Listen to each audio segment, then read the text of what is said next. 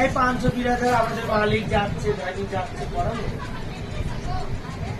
आशीर्वाद करो মা, আমরা যেন ভালো থাকি।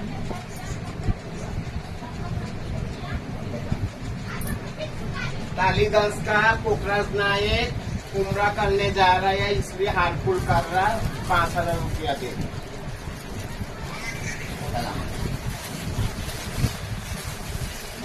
माफ करना,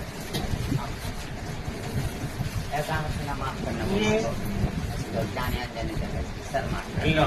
सलाम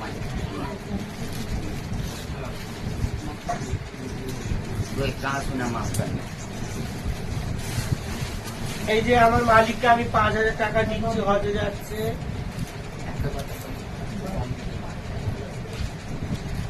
তোমরা মালার কাছে কি হচ্ছে, আমরা না দিতেই পারতো।